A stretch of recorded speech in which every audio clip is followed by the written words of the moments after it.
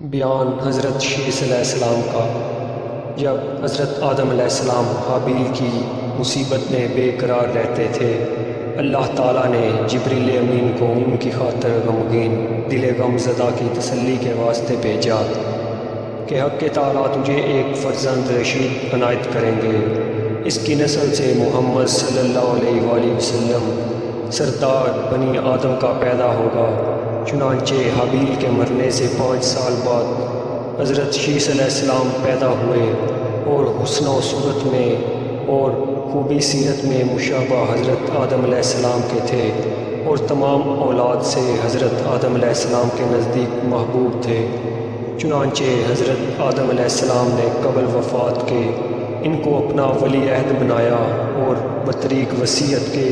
فرمایا کہ جب تو طوفان حضرت نوح کے زمانے میں واقع ہو، اگر تم اس زمانے کو پائے تو میری ہڈیوں کو کشتی میں رکھواؤ جو غرق ہونے سے محفوظ رہے، یا اپنی اولاد کو وصیت کرنا کہ اس طرح سے عمل میں لاویں۔ اور حضرت شیس علیہ السلام اکثر اوقات حضرت آدم علیہ السلام کی زبان سے احوال بہشت لذت کے ساتھ سنتے تھے اور آسمانی صحیفوں کا مضمون بھی دریافت کرتے تھے۔ اس واسطے حضرت آدم علیہ السلام کے تجرد خلق سے اور ان سے حق سے خلیفہ کیا تھا، اور لوگوں سے تنہا ہو کر دنیا کی لذتیں چھوڑ کر اکثر اوقات وظائف اور طاعات میں مشغول رہتے تھے، اور نفس کی ریاضت اور تہذیب و اخلاق ہمیشہ ان کے مد نظر رہتا تھا۔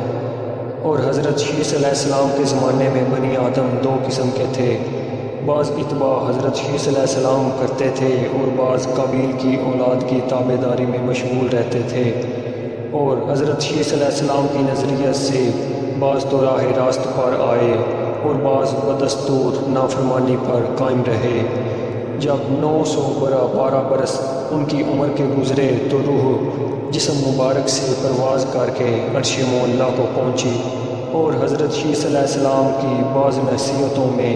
یہ ہے کہ مومن حقیقی وہ ہے کہ یہ خصلتیں اس میں ہوں: اول تو خدا کو پہچاننا، دوسرے نیک اور بد کو جاننا، تیسرے بادشاہ وقت کا حکم بجا لانا، چوتھے ماں باپ کا حق پہچاننا اور ان کی خدمت کرنا، پانچواں صلح رحمی یعنی اپنائیت قریبی رشتہ داروں کے لوگوں سے نیکی اور محبت کرنا، چھٹے غصہ کو زیادہ حد سے نہ بڑھنے دینا، ساتواں محتاجوں اور مسکینوں کو صدقہ دینا اور رحم کرنا، آٹھویں گناہوں سے پرہیز اور مصیبتوں میں صبر کرنا، اور نواں شکر الہی کا ذکر کرنا۔